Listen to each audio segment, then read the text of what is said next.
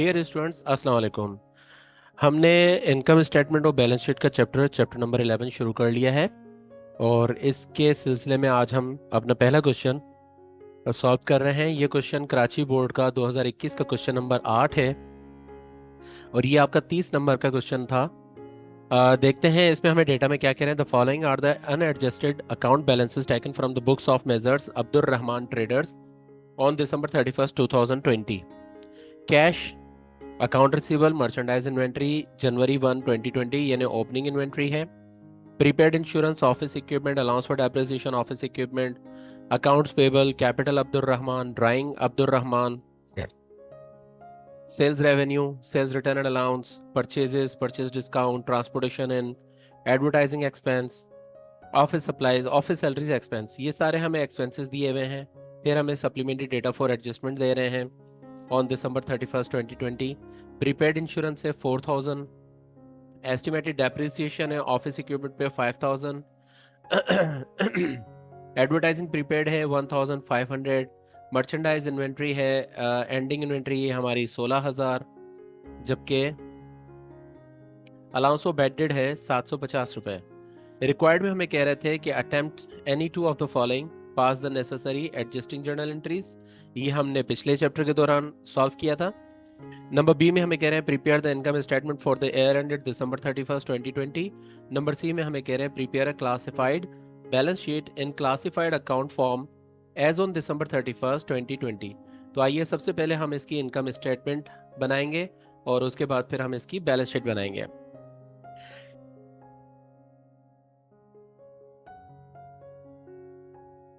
Income statement का format हमने ये बना लिया है। सबसे ऊपर कंपनी का नाम आएगा। कंपनी का नाम है मेजर्स अब्दुल रहमान ट्रेडर्स। देखिए ये हमें यहाँ दिया हुआ है मेजर्स अब्दुल रहमान ट्रेडर्स। उसके बाद फिर इनकम स्टेटमेंट की हेडिंग हम डालते हैं और फिर तीसरी हेडिंग आती है for the year ended December 31st 2020। जो भी हमें डेट दी गई होगी उस डेट की हम, जो भी डेट हमें दी जाती है उस डेट की हम अपनी थर्ड हेडिंग डाल देते हैं। ओके, इनकम स्टेटमेंट जब आप शुरू करेंगे तो सबसे पहले आप लिखेंगे सेल्स। ठीक है, आप सबसे पहले सेल्स का अमाउंट लिखेंगे और सेल्स का अमाउंट देखते हैं हमें यहाँ पर कितना दिया हुआ है। ये देखिए सेल्स रेवेन्यू हमें दिया हुआ था 97,000, तो मैं यही नाम इस्तेमाल कर लेता हूँ जो कि हमें क्वेश्चन में दिया हुआ है, सेल्स रेवेन्यू। अच्छा देखिए मैंने यहाँ पर 4 इमेजिनरी कॉलम्स बनाए हुए हैं, 1 2 3 4। आपने भी अपने पेपर में इसी तरह से करना है, 4 कॉलम्स लेने हैं और इसके थर्ड कॉलम में आकर मैंने 97,000 लिखा। ओके, अब यहाँ पर ये चीज़ याद रखिएगा कि ये 4 कॉलम्स आपने लाइंस नहीं बनानी इनकी, बल्कि सिर्फ इमेजिनरी कॉलम्स आपने शो करने हैं। अच्छा अब अगर आप यहाँ पर लाइंस बना के और इनको 4 कॉलम्स में डिवाइड करके और फिर सॉल्व करेंगे तो फिर आप क्या करना होगा आपने कि आप क्वेश्चन सॉल्व करने के बाद वो लाइंस आप मिटा देंगे। ठीक है, यानी आप पेंसिल से बिल्कुल लाइट लाइट लाइंस बनाएंगे ताकि आपको ये कॉलम्स हैं वो सेपरेट नज़र आते रहें। और जैसे ही फिर वो आप क्वेश्चन सॉल्व कर लेंगे, कंप्लीट कर लेंगे, तो फिर ये वाली लाइंस आपने मिटा देनी है, वहाँ पर ड्राफ्ट नहीं रहने देनी लाइंस। ठीक है, ओके। सेल्स में से हम माइनस करते हैं 2 चीजें, लेस कर देते हैं। एक होता है हमारे पास सेल्स रिटर्न एंड अलाउंस और दूसरा होता है सेल्स डिस्काउंट। मैं क्योंकि आज हम पहला क्वेश्चन कर रहे हैं तो इसलिए मैं फॉर्मेट भी साथ साथ बनाता जा रहा हूं, इसलिए मैं हर एक चीज लिख रहा हूं। लेकिन एक्चुअली क्वेश्चन में हम क्या करते हैं कि जो चीज हमें गिवन होती है हम सिर्फ वही लिखते हैं। फॉर एग्जांपल इन दोनों में से हम देखते हैं कि क्या दोनों चीजें हमें गिवन है क्वेश्चन में या कोई सिर्फ एक ही चीज गिवन है। ये देखिए सेल्स रिटर्न एंड अलाउंस दिया हुआ है 7,000, जबकि पूरे डेटा में कहीं पर भी सेल्स डिस्काउंट गिवन नहीं है। ठीक है, तो अगर आप क्वेश्चन को सॉल्व करें, आप सिर्फ सेल्स रिटर्न एंड अलाउंस लिखें तब भी ठीक है, और अगर आप इस तरह से फॉर्मेट बनाते जाएं तब भी ठीक है। ठीक है, हमने इन दोनों को यहाँ पर लिख दिया। अगर सेल्स डिस्काउंट भी होता तो उसकी वैल्यू भी हम यहाँ पर लिख देते और इन दोनों को टोटल करके इसके सामने ही लिख देंगे, लेकिन अमाउंट यहाँ पर हम माइनस में लिखेंगे क्योंकि ये दोनों लेस हो रहे हैं, माइनस हो रहे हैं हमारे सेल्स रेवेन्यू में से। ठीक है, तो ये आ जाएगा हमारे पास माइनस का 7,000।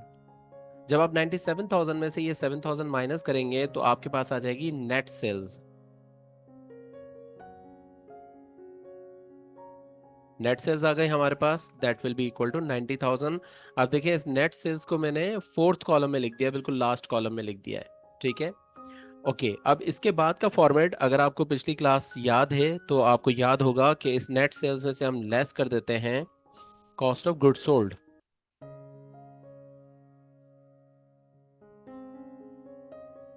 और कॉस्ट ऑफ गुड्स सोल्ड की यहाँ पर हम हेडिंग देंगे। सबसे पहले आपने ये चेक करना है कि क्या आपको कॉस्ट ऑफ गुड्स सोल्ड दी हुई है क्वेश्चन में। अगर तो क्वेश्चन में cost of goods sold given है तो हमारे लिए काम बहुत आसान हो गया, लेकिन आमतौर पे क्वेश्चन में cost of goods sold given नहीं होती, तो इसलिए हम क्या करते हैं कि कॉस्ट ऑफ गुड्स सोल्ड को फाइंड आउट करते हैं। Okay, cost of goods sold को फाइंड आउट करने के लिए हमें सबसे पहले चाहिए होता है ओपनिंग इन्वेंट्री। ये हमारे पास क्वेश्चन में गिवन है ओपनिंग इन्वेंट्री। ये देखिए, मर्चेंडाइज इन्वेंट्री जनवरी 1 2020 10,000 दी हुई हमें ओपनिंग इन्वेंट्री। मैं इसको आकर लिख रहा हूँ थर्ड कॉलम में, ठीक है। उसके बाद इस ओपनिंग इन्वेंट्री में फिर हम ऐड कर देते हैं नेट परचेजेस।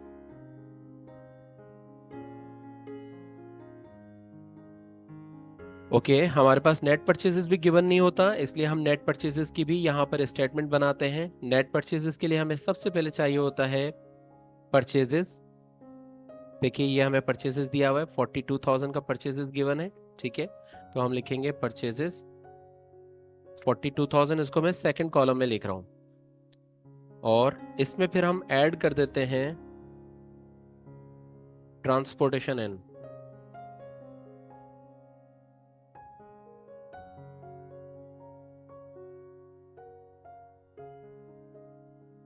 क्वेश्चन में चेक करें कि ट्रांसपोर्टेशन एन गिवन है। ये अलग अलग नामों से आ सकती है। ट्रांसपोर्टेशन एन यहाँ पर दी हुई है 4,000 रुपये। बाजुकात ये फ्रेट या कैरेज या कार्ट्रिज के नाम से भी आ सकती है। आपको याद रहना चाहिए कि ये चारों एक ही चीज़ के अलग अलग नाम है, transportation in, carriage in, cartage in या फ्रेट इन, ठीक है।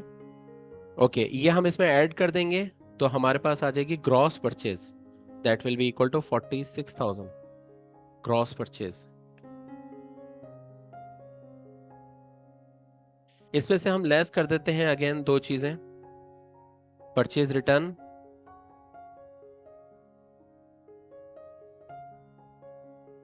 और परचेज डिस्काउंट।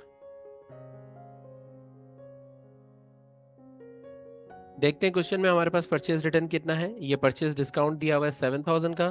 परचेज रिटर्न हमें क्वेश्चन में कहीं भी गिवन नहीं है, तो परचेज रिटर्न 0 हो गया, परचेज डिस्काउंट हो गया 7,000। अब जिस तरह से हमने सेल्स में किया था, सेल्स रिटर्न और सेल्स डिस्काउंट को प्लस करके उसके सामने लिखकर इसमें से माइनस किया था हमने सेल्स में से, सेम यही काम हम यहाँ पर करेंगे। परचेज रिटर्न और परचेज डिस्काउंट को प्लस करके इनके सामने लिख देंगे और इसको हम माइनस में लिखेंगे और अपनी ग्रॉस परचेज में से हम इसको माइनस कर देंगे। जब हम इसको माइनस करेंगे ग्रॉस परचेज में से तो हमारे पास आ जाती है नेट परचेजेस। नेट परचेजेस यहां पर हमारे पास आएगी 39,000। ये नेट परचेज बेसिकली ऐड होनी थी नेट परचेज ओपनिंग इन्वेंट्री में, तो इसलिए मैंने इसको ओपनिंग इन्वेंट्री के नीचे उसी के कॉलम में लिखा है। जब हम ओपनिंग इन्वेंट्री और नेट परचेजेस को दोनों को प्लस कर देंगे तो हमारे पास अमाउंट आ जाएगा 49,000। इसका मतलब ये हुआ कि 10,000 का सामान हमारे पास शुरू में रखा था और 39,000 का नेट नेट सामान हमने ड्यूरिंग द पीरियड परचेज किया है। तो अब हमारे पास टोटल सामान जो अवेलेबल है फॉर सेल, बिकने के लिए जो सामान अवेलेबल है उसकी वैल्यू है 49,000। इसको हम कहते हैं goods available for sale. Goods available for sale में से हम माइनस कर देते हैं एंडिंग इन्वेंट्री। एंडिंग इन्वेंट्री देखें, एंडिंग इन्वेंट्री आपको हमेशा दी जाएगी सप्लीमेंट्री डेटा फॉर एडजस्टमेंट में, जिसकी वैल्यू यहाँ पर आ रही है 16,000। तो इसको हम माइनस कर देते हैं, 16,000 माइनस करेंगे तो हमारे पास अमाउंट आ जाएगा कॉस्ट ऑफ गुड्स सोल्ड का, दैट इज इक्वल टू 33,000। इसका मतलब ये हुआ कि सामान जो हमने बेचा था उसकी कॉस्ट थी 33,000 और इस सामान को हमने बेचा था 90,000 में। ओके, ये 33,000 कॉस्ट ऑफ गुड्स सोल्ड है और ये माइनस होनी थी नेट सेल्स में से, तो हम इसको माइनस में लिखेंगे।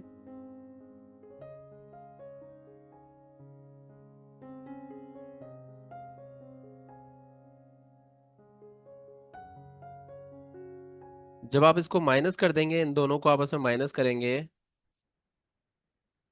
तो आपके पास जो अमाउंट बचेगा ये कहलाएगा gross profit.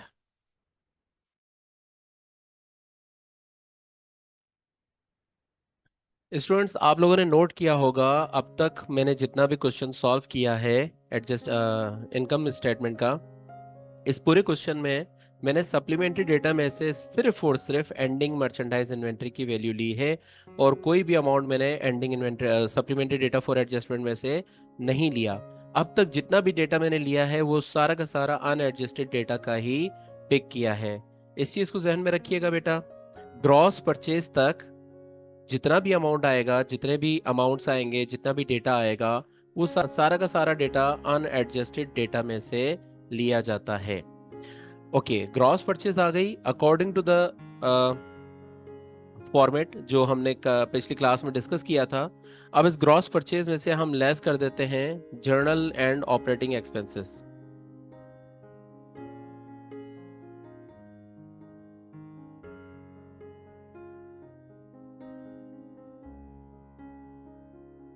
Okay, journal and operating expenses ये हमें कंपेयर करके लेना होता है। जर्नल एंड ऑपरेटिंग एक्सपेंसेस जितने भी हैं वो हमारे अनएडजस्टेड डेटा और सप्लीमेंट्री डेटा फॉर एडजस्टमेंट, इन दोनों में से कंपेयर करके हमने लेना होता है। देखिए हमारे पास वन बाय वन में सारे हेड ऑफ अकाउंट्स को पढ़ता जाऊंगा, और इनमें से जो जो भी एक्सपेंसेस होंगे उनको मैं वहां पर लिखता चला जाऊंगा। देखिए कैश ये हमारा एसेट है, अकाउंट रिसीवेबल एसेट है, मर्चेंडाइज इन्वेंट्री एसेट है, prepaid insurance asset, office equipment asset, fix asset, allowance for depreciation contra asset, account payable liability, capital owner equity, drawing contra owner equity, sales revenue revenue है लिख चुके हैं हम, sales return लिख चुके हैं, purchases लिख चुके हैं, परचेज डिस्काउंट, ट्रांसपोर्टेशन एंड ये सब हम लिख चुके हैं। एडवर्टाइजिंग एक्सपेंस हमारे पास है 10,000 का। अब ये एडवर्टाइजिंग एक्सपेंस में आप सबसे पहले देखेंगे कि क्या इसमें कोई एडजस्टमेंट्स मौजूद हैं। अगर जो एडजस्टमेंट्स मौजूद हैं तो उनको एडजस्ट करने के बाद जो अमाउंट आएगा वो अमाउंट हम वहां पर लिखते हैं। यहाँ पर हमें कह रहे हैं अनएडजस्टेड डेटा में एडवर्टाइजिंग एक्सपेंस 10,000, जबकि डेटा फॉर एडजस्टमेंट में कह रहे हैं एडवर्टाइजिंग प्रीपेड वाज रुपीज 1,500। 1,500 रुपए की थी हमारी एडवर्टाइजिंग प्रीपेड, प्रीपेड थी, यानी अभी भी वो खर्च नहीं हुई है। ठीक है, तो हमने पहले इसको रिकॉर्ड कर दिया था 10,000, लेकिन अब पता चला कि जी 1,500 अभी भी एडवर्टाइजिंग के खर्च नहीं हुए, वो अभी भी हमारे पास रखे हुए हैं। तो इसका मतलब है कि एक्चुअल एडवर्टाइजिंग एक्सपेंस हमारा कितना हुआ, ये हो जाएगा 10,000 minus 1,500, this will be equal to 8,500। Okay, उसके बाद फिर दूसरा है हमारे पास है ऑफिस सैलरीज एक्सपेंसेस 22,000। इसकी एडजस्टमेंट देखें, क्या इसकी कोई एडजस्टमेंट है? Prepaid insurance, estimated depreciation, advertising, merchandise inventory, allowance for depreciation, नहीं, ऑफिस सैलरीज एक्सपेंस की कोई एडजस्टमेंट नहीं है, तो हम इसको एज इट इज लिख देंगे 22,000।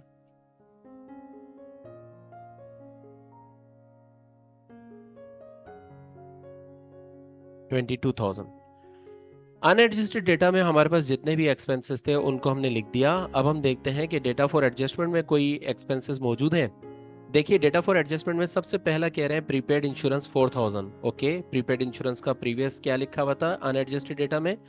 7,000 थी हमारी प्रीपेड इंश्योरेंस। ओके, पहले हमारी प्रीपेड इंश्योरेंस थी 7,000, अब उसमें से प्रीपेड इंश्योरेंस रह गई है सिर्फ 4,000, तो इसका मतलब बाकी 3,000 वो इंश्योरेंस एक्सपेंस हो गया, तो हम इसे भी लिख लेंगे इंश्योरेंस एक्सपेंस।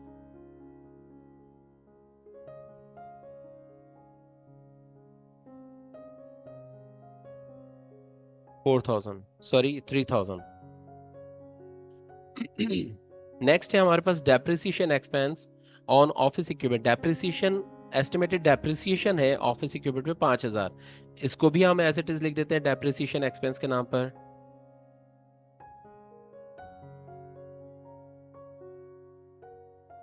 Amount was 5,000। इसके बाद है हमारे पास प्रीपेड एडवर्टाइजिंग, ये हम कर चुके हैं। मर्चेंडाइज इन्वेंट्री हम ले चुके। बैड डेट है, एस्टिमेटेड बैड डेट से हमारे पास 750, तो ये हमारे हो जाएंगे बैड डेट एक्सपेंसेस।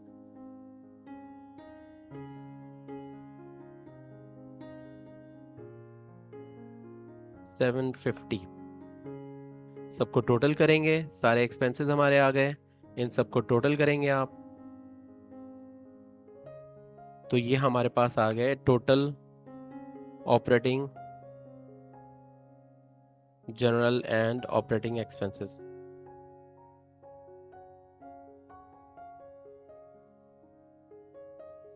ओके, ये माइनस होने होते हैं तो इसलिए हमें इसको माइनस में लिखना पड़ेगा। और आपको याद होना चाहिए कि अकाउंटिंग में माइनस के निशान को हम ब्रैकेट के जरिए से जाहिर करते हैं। जब इन दोनों को आपस में माइनस कर देंगे ग्रॉस प्रॉफिट में से, जब हम इसको टोटल ऑपरेटिंग एक्सपेंसेस को माइनस कर देंगे, तो हमारे पास अमाउंट बचेगा 17,750। This is called net profit, इसको हम कहते हैं net profit. Okay, net profit तक हम आ गए। अब आपने एक फाइनल चीज चेक करनी है, वो क्या चेक करनी है? आपने अपने डेटा में, क्वेश्चन के डेटा में देखना है कि कहीं कोई अदर इनकम तो नहीं है, लाइक कोई रेंटल इनकम, कोई कमीशन इनकम। एक तो हमारे ये सेल्स रेवेन्यू है, इसके अलावा कोई और रेवेन्यू गिवन है तो वो आप अदर इनकम के तौर पर इसमें ऐड कर देंगे। कैश है, account receivable, merchandise inventory, prepaid expense, office supplies, depreciation, account payable, capital, drawing, sales revenue, sales return allowance, purchase, purchase discount, transportation, advertising, office salaries. कोई अदर इनकम हमारे पास गिवन नहीं है, तो हम अपने क्वेश्चन को यहीं पर ही कंप्लीट कर देंगे, ख़त्म कर देंगे। और क्वेश्चन को ख़त्म करने के लिए जो निशान होता है वो डबल लाइन का निशान होता है। इस तरह से आप अपने पेपर में इस फाइनल फिगर के नीचे डबल लाइन देंगे।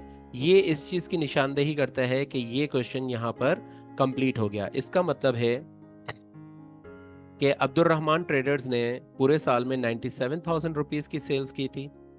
ये आपका सेल्स रेवेन्यू था, जिसमें से नेट सेल्स थी 90,000 की। जबकि ये 90,000 का जो सामान था, जो हमने बेचा था 90,000 का, इस सामान की असल कीमत थी 33,000, जो कि हमने यहाँ मालूम की कॉस्ट ऑफ गुड सोल्ड में 33,000। तो 97,000 का सामान हमने जो बेचा उसकी एक्चुअल कीमत थी 33,000, तो इस पर हमें ग्रॉस प्रॉफिट आया था 57,000 का।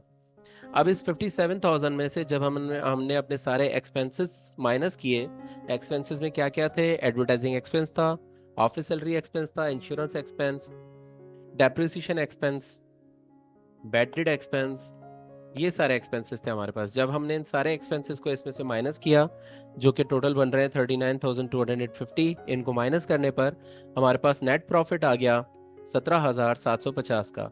ये नेट प्रॉफिट जाता है ऑनर के कैपिटल में।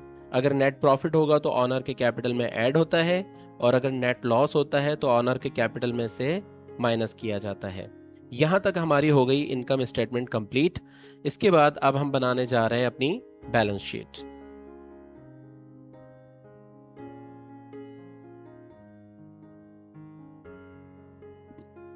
जी स्टूडेंट्स, ये हमारी बैलेंस शीट का फॉर्मेट है। बैलेंस शीट में आप सबसे पहले कंपनी का नाम लिखते हैं, दूसरी हेडिंग में आप बैलेंस शीट लिखते हैं, और तीसरी हेडिंग में हम यहाँ पर लिखते हैं डेट। और यहाँ पर डेट का फॉर्मूला होता है, फॉर्मेट होता है एज ऑन December 31st 2020। याद रखिएगा, इनकम स्टेटमेंट में डेट का फॉर्मेट होता है for the year ended December 31st 2020, जबकि बैलेंस शीट में डेट का फॉर्मेट होता है as on December 31st 2020। Balance sheet में हमारी लेफ्ट साइड पर आ रहे होते हैं सारे के सारे एसेट्स, जबकि हमारे राइट साइड पर आ रहे होते हैं सारे के सारी इक्विटीज। लेफ्ट साइड में सबसे पहले हम लिखते हैं करंट एसेट्स।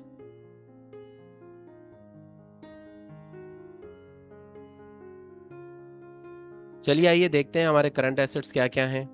क्वेश्चन में आप देखते जाएंगे अपने सारे एसेट्स को, और जितने भी हेड ऑफ अकाउंट्स दिए गए हैं इन सबको चेक करते जाएंगे हम, और इनको वहां पर बैलेंस शीट में पोस्ट करते जाएंगे। सबसे पहला हमारे पास हेड ऑफ अकाउंट दिया हुआ है कैश। कैश हमारा करंट एसेट होता है, 10,000 दिया हुआ है। ओके, इसमें कोई सप्लीमेंट्री डेटा में इसकी कोई एडजस्टमेंट नहीं है, इसलिए हम इसको एज इट इज लिख देंगे, कैश 10,000।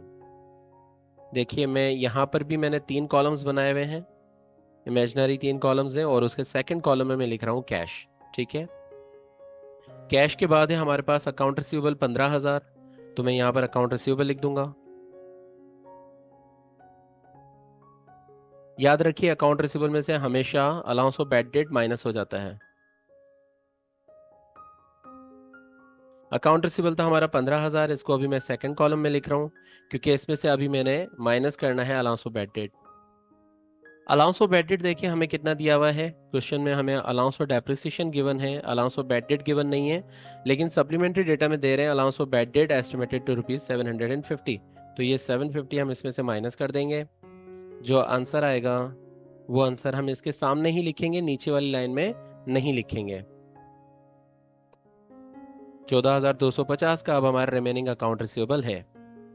ओके, इसके बाद हमारे पास है मर्चेंडाइज इन्वेंट्री। ओके, यहाँ पर याद रखिएगा कि ओपनिंग मर्चेंडाइज इन्वेंट्री आप बिल्कुल भी नहीं लिखेंगे अपनी बैलेंस शीट में, बल्कि एंडिंग मर्चेंडाइज इन्वेंट्री लिखी जाती है बैलेंस शीट में। तो एंडिंग मर्चेंडाइज इन्वेंट्री हमारे पास 16,000।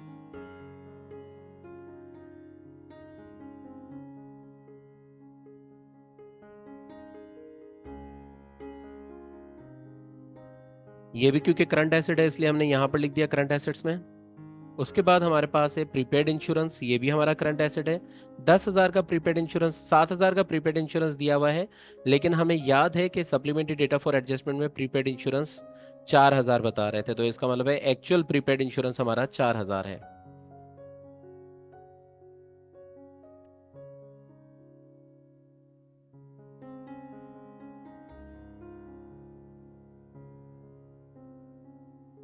क्योंकि बाकी 3,000 हमारा एक्सपेंस हो चुका है जिसे हमने इनकम स्टेटमेंट में ले लिया था। ओके, इसके बाद है ऑफिस इक्विपमेंट, ये हमारा फिक्स एसेट का पार्ट है 44,000। चलिए आइए करंट एसेट से थोड़ा सा नीचे करके हम यहाँ पर फिक्स एसेट्स का पार्ट भी बना लेते हैं।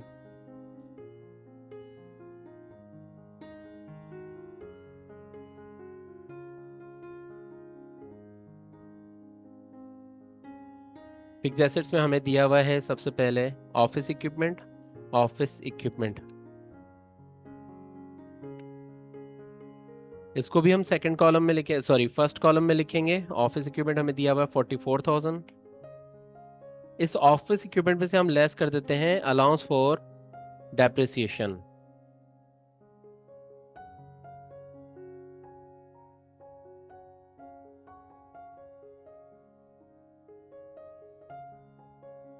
अलाउंस फॉर डेप्रिसिएशन में थोड़ी सी ट्रिक है। वो क्या ट्रिक है देखें, एक हमें अनएडजस्टेड डेटा में दिया हुआ है अलाउंस फॉर डेप्रिसिएशन 8,000, और एक अलाउंस फॉर डेप्रिसिएशन, एक डेप्रिसिएशन एक्सपेंस हमें यहाँ भी दिया हुआ है डेटा फॉर एडजस्टमेंट में 5,000। हमेशा इस वाले अलाउंस फॉर डेप्रिसिएशन को और सप्लीमेंट्री डेटा के डेप्रिसिएशन एक्सपेंस को दोनों को प्लस करके लिखा जाएगा वहां पर, ये चीज़ याद रखिएगा बेटा, क्योंकि वो हमारे प्री जो सप्लीमेंट्री सॉरी जो अलाउंस फॉर डेप्रिसिएशन हमारे अनएडजस्टेड डेटा में गिवन है, ये हमारे प्रीवियस ईयर्स का अलाउंस फॉर डेप्रिसिएशन है। वो कंपाइल होके आया है हम तक, ये इस साल का है 5,000। तो इन दोनों को प्लस करके कंपाइल करके हम अगले साल में लेकर जाएंगे। तो इसलिए ये ना सिर्फ 8,000 बल्कि ये 5,000 दोनों प्लस होकर 13,000 का अलाउंस फॉर डेप्रिसिएशन यहाँ पर रिकॉर्ड होगा। इनको माइनस करेंगे, जो आंसर आएगा इस आंसर को हम यहाँ पर लिखेंगे सेकंड कॉलम में, और इसको हम कहते हैं बुक वैल्यू। ये कहलाती है book value of office equipment. इसके बाद हम देखते हैं हमारे पास क्या है, अकाउंट पेबल। ये एक लायबिलिटी है, इसको हम लायबिलिटी साइड पर लिखेंगे। Liabilities, accounts payable. आमतौर पर लायबिलिटी में किसी किस्म की कोई एडजस्टमेंट गिवन नहीं होती, इसलिए हम इसको डायरेक्ट लिख देते हैं 8,000 रुपीज़, सॉरी 7,000 रुपीज़। इसके बाद है कैपिटल, ये ओपनिंग कैपिटल है हमारा 60,000 रुपये, अब्दुल रहमान कैपिटल। तो हम यहाँ ऑनर इक्विटी का पार्ट भी बना देते हैं।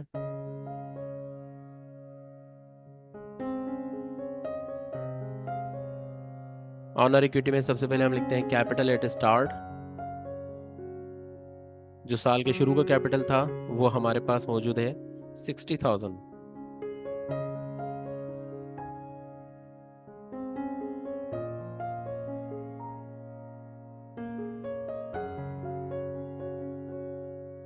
अगर आपको पिछली क्लास का फॉर्मेट याद है, जो हमने पिछली क्लास में फॉर्मेट्स पढ़े थे, अगर आपको वो याद है तो आपको याद होगा कि कैपिटल एट स्टार्ट में से हम एक चीज़ माइनस कर देते हैं, लेस कर देते हैं ड्राइंग्स, और अगर नेट प्रॉफिट होता है तो उसको हम ऐड कर देते हैं, जैसे कि इस केस में है हमारे पास नेट प्रॉफिट आया था, और अगर नेट लॉस होगा तो वो भी हम लेस कर देते हैं। ड्राइंग्स देखते हैं सबसे पहले हमारे पास ड्राइंग्स कितनी है। ड्राइंग्स हैं अब्दुल रहमान 8,000 रुपये, और ड्राइंग्स में किसी किस्म की कोई एडजस्टमेंट भी नहीं है, तो इसलिए हम ड्राइंग्स को एज इट इज़ यहाँ से माइनस कर देंगे 8,000। नेट प्रॉफिट हमारे पास आया था 17,750, तो ये 17,750 हम इसमें ऐड कर देंगे। सेल्स रेवेन्यू ये हम इनकम स्टेटमेंट का पार्ट है, वहाँ पर लिख चुके हैं। Sales return and allowance income statement का पार्ट है, लिख चुके हैं। परचेज वहाँ लिख चुके हैं, परचेज डिस्काउंट लिख चुके हैं, ट्रांसपोर्टेशन, एडवर्टाइजिंग, ऑफिस सैलरीज, ये सारी चीज़ें हम वहाँ लिख चुके हैं। अब हम देखते हैं डेटा फॉर एडजस्टमेंट में अगर हमारे पास कोई चीज़ गिवन है जो एसेट्स, लायबिलिटी या ऑनर इक्विटी से रिलेटेड है, तो उसे हम यहाँ पर लिखेंगे। जैसे प्रीपेड इंश्योरेंस था, ये हमारा करंट एसेट था, हमने लिख दिया। एस्टिमेटेड डेप्रिसिएशन ये भी हमारा कॉन्ट्रा एसेट है, इसको भी हमने लिख दिया है। एडवर्टाइजिंग प्रीपेड ये अभी नहीं लिखा, प्रीपेड एडवर्टाइजिंग ये भी लिख लेते हैं।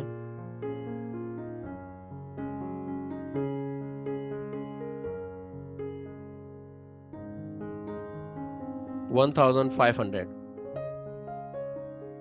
इसके बाद हमारे पास है मर्चेंडाइज इन्वेंट्री, ये भी हम लिख चुके हैं 16,000, और इसके बाद हमारे पास है अलाउंस ऑफ बैड डेट, ये भी हम लिख चुके हैं 750, ये आ चुका।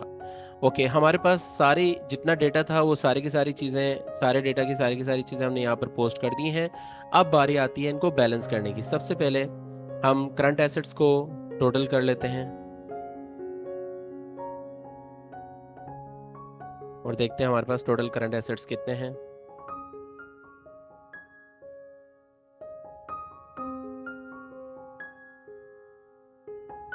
टोटल करंट एसेट्स हमारे पास आ गए हैं 45,750, जबकि टोटल फिक्स एसेट्स हमारे पास आ गए हैं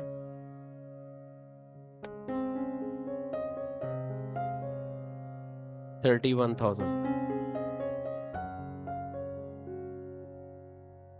अगर हम इन दोनों को टोटल करते हैं, टोटल करंट एसेट्स और टोटल फिक्स एसेट्स को, तो हमारे पास आ जाएंगे टोटल एसेट्स।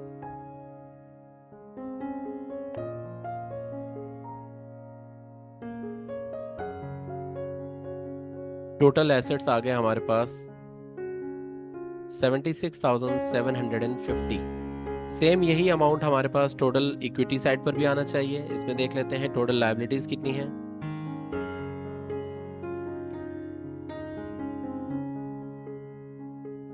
लायबिलिटीज में सिर्फ हमारे पास एक ही अमाउंट है 7,000, तो हमारी टोटल लायबिलिटीज भी यही हो जाएंगी 7,000। कैपिटल का टोटल देख लेते हैं कितना आ रहा है हमारा, या ऐसे कह लें कि आपका एंडिंग कैपिटल कितना आ रहा है, कैपिटल एट एंड।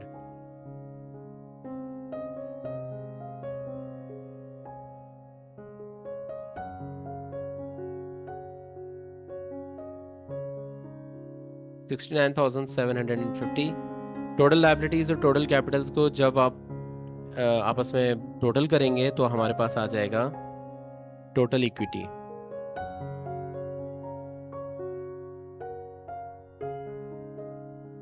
इनको टोटल करके देखते हैं कितना अमाउंट आ रहा है।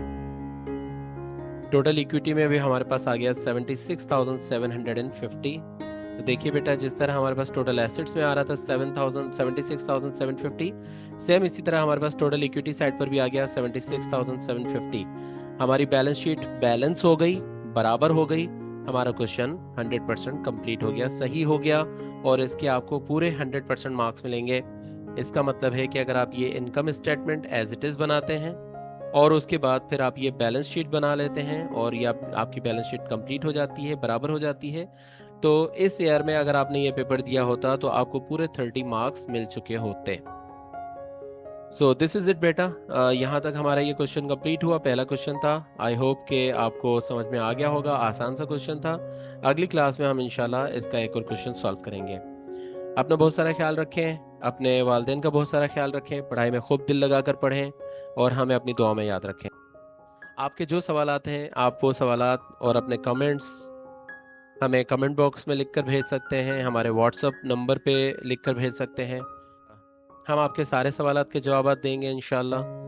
अल्लाह हाफिज़।